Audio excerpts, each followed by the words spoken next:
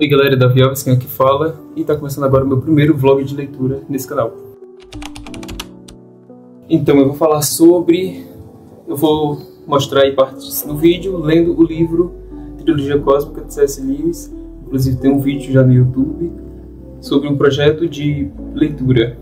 Então, eu já li o primeiro e o segundo capítulo, e aqui a gente vê um pouco, antes desses capítulos, tem uma apresentação de Tolkien ao livro, que é muito legal, e ele percebe também que C.S. Lewis fez tipo uma homenagem a ele, trazendo Hanson como professor e filólogo, assim como Tolkien.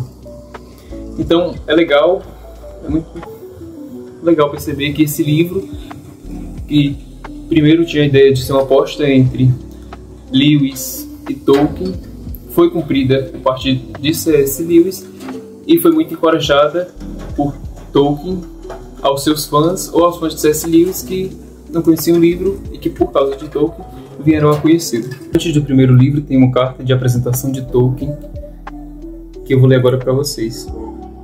O senhor C.S. Lewis contou-me que o senhor permitiu que ele lhe enviasse além do planeta silencioso. Eu li, é claro, e desde então o tenho ouvido passar por um teste bem diferente, o de ser lido em voz alta para o nosso clube local, que se dedica à leitura de coisas curtas e longas em voz alta. Mostrou-se um folhetim empolgante e foi amplamente aprovado, mas é claro, temos todos gostos similares. É apenas por um estranho acidente que o herói é um filólogo, um ponto no qual ele assemelha-se a mim. Originalmente tínhamos a intenção de que cada um escrevesse um thriller excursionista, uma viagem espacial e uma viagem no tempo, minha.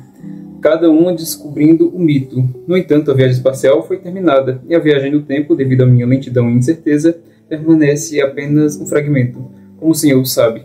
Li a história no manuscrito original e fiquei tão envolvido que não pude fazer qualquer outra coisa até que a tivesse terminado. Minha primeira crítica foi de que simplesmente a história era curta demais.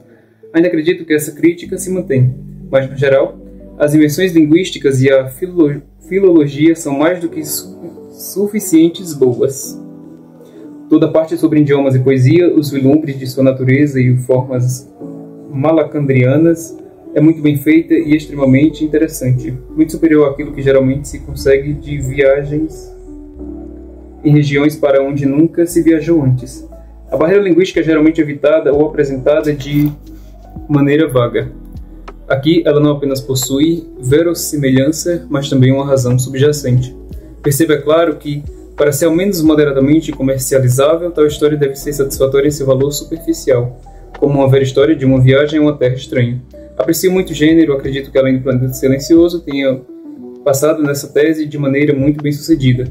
Os inícios e modo de transporte efetivo no tempo ou espaço são sempre os pontos mais fracos de tais histórias. Eles são muito bem trabalhados aqui. Mas eu deveria ter dito que a história possuía para o leitor mais inteligente um grande número de implicações filosóficas e míticas que a aprimoram sem depreciar a aventura em primeiro plano. Achei a combinação de vera história com mitos irresistível.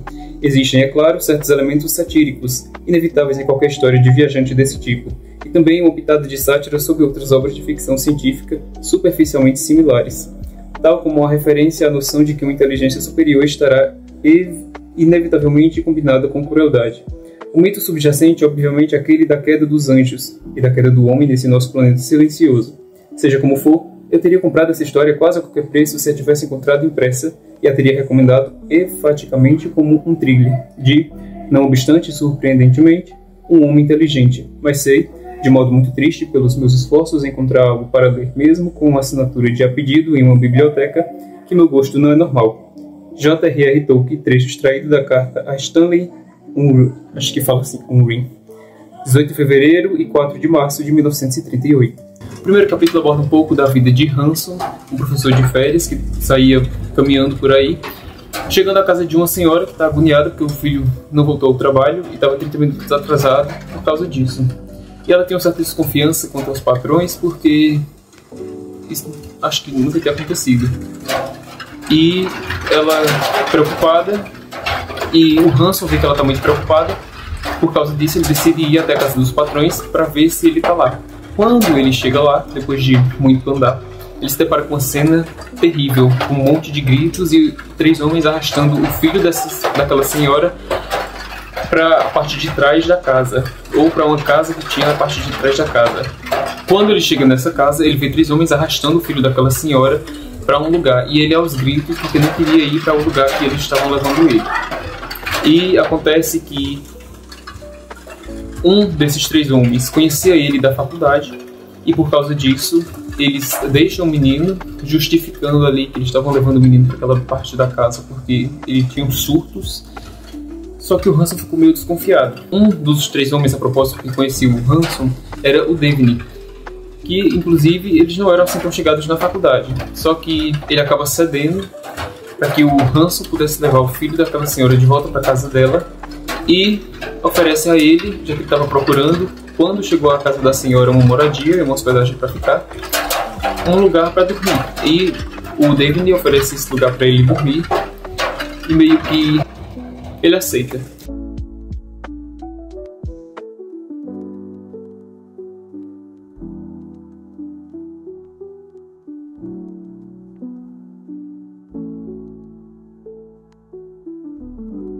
O segundo capítulo começa com eles tendo uma conversa, o Devine perguntando a ele por que ele faz essas caminhadas nas férias. Ele disse que por não ter família e por não ser casado, faz isso por prazer. Talvez para passar o tempo, né, já que ele é um professor de férias. Então, o Devine tenta abrir uma garrafa de vinho, não consegue, e quando consegue estava vazia. Então o Devine oferece água a ele, só que quando ele bebe a água, ele apaga. E ele apaga e meio que sonha, meio que alucina com seres terríveis, com seres assim que ele nunca tinha visto na vida. E ele fica meio preocupado sem saber se isso é ou não realidade. Isso tudo quando ele está meio que preso numa poltrona. E ele vai conseguindo novamente se recobrar suas forças quando um dos homens, né, daqueles 3, diz que a dose deveria ser dobrada para que ele não voltasse tão rapidamente e que eles deveriam colocar ele para decolar em uma nave. E ele supõe que deveriam dopá-lo para que ele se controlasse mais para quando ele fosse colocado a bordo de alguma coisa. Não sei se é uma nave nesse momento, mas como a história trata de viagem no espaço, eu acho que provavelmente vai ser uma nave.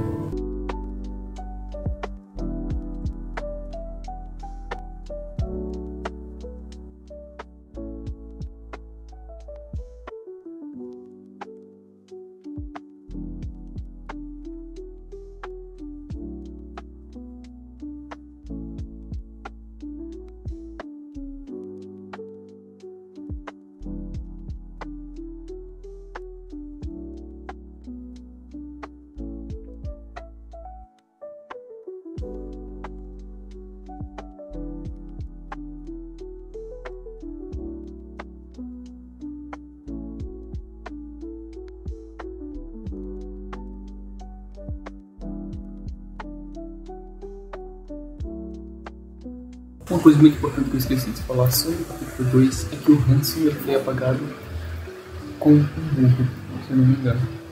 E depois que ele acorda, ele é inconsciente.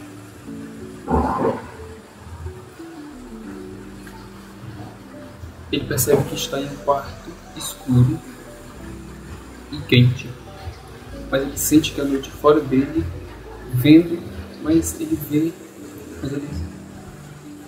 ele sente que a noite fora, no lugar cercado por paredes quentes, é fria. E vê por uma claraboia a lua brilhando, um céu estrelado, a lua brilhando e um céu estrelado.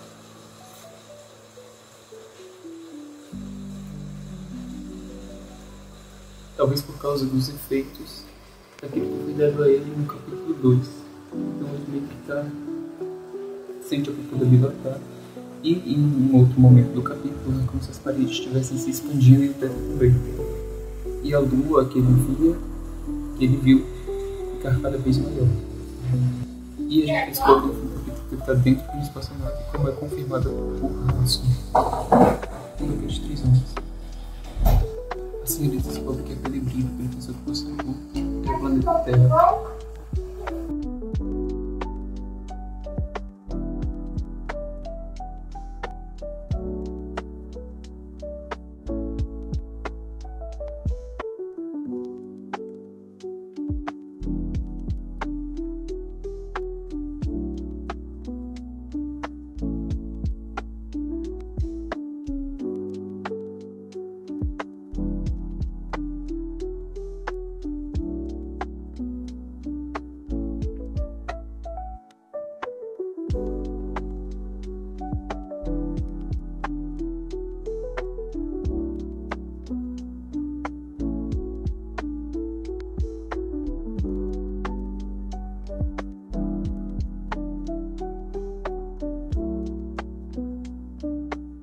capítulo 4, Hanson, ainda sem acreditar, pergunta se eles realmente estão no espaço e ele tem a confirmação por Raston, acho que é assim que pronuncia o nome do personagem, que eles vão para um planeta. Eles não só estão indo no espaço, como eles vão a um planeta que é chamado o Macalandra. E nesse capítulo eles conhecem um pouco mais da nave, que é feita pela aparenta ser uma circunferência e que o teto às vezes é o piso e às vezes é a parede. É uma coisa assim.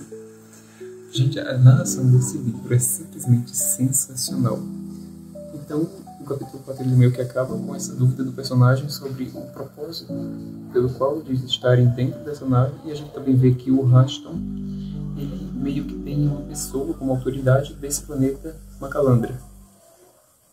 E uma coisa também que é importante dizer, que eu não falei no capítulo 1, que quando ele foi na casa buscar o menino, né, que a senhora estava agoniada, desesperada, que ele ainda não tinha chegado do trabalho, ele invade o quintal daquela casa, acessando esse quintal por uma cerca que ele tinha, acessando aquela casa por uma cerca.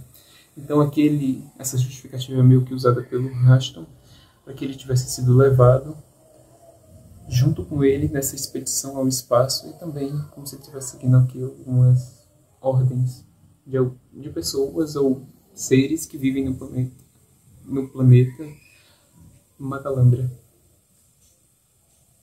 Então, assim, eu não tenho muito a falar sobre. Acho que o vídeo tem que ser acabado aqui. Se inscreva no canal para não perder mais atualizações sobre. Não vai ser em vlog, vai sair talvez em uma resenha. O que eu tenho a falar é que eu estou aqui em desespero. Como o Tolkien falou, o livro é realmente um thriller. Então, quanto mais você lê, mais você descobre e mais perguntas surgem ao longo da leitura. Então é um mistério muito envolvente. Se você gostou do vídeo, não se esqueça de compartilhar com alguém que quer comprar a trilogia cósmica. Se inscreva no canal e deixe o seu like. Até daqui a pouco com o próximo vídeo.